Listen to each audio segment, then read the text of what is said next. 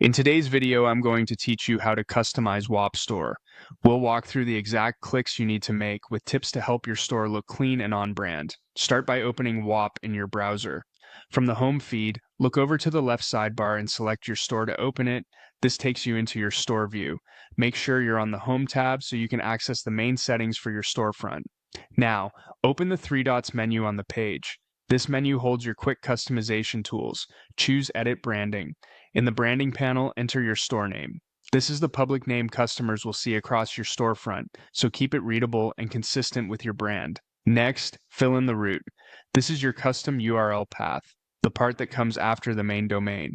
Keep it short, clear, and easy to remember. Avoid special characters and spaces.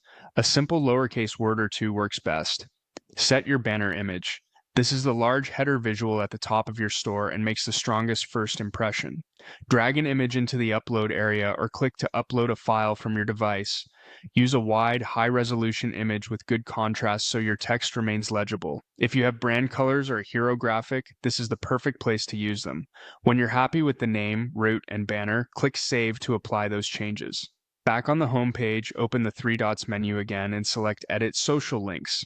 Here, add the social profiles you want customers to find. Paste the full URLs for platforms like X, Instagram, YouTube, Discord, or others you actively maintain. Keep the list focused on the channels you actually update so visitors know where to connect with you.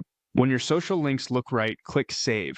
That's it. Your Whop store now has updated branding, a clean URL route, a polished banner, and easy-to-find social profiles. Refresh your store to preview everything live and make any final tweaks for a professional finish.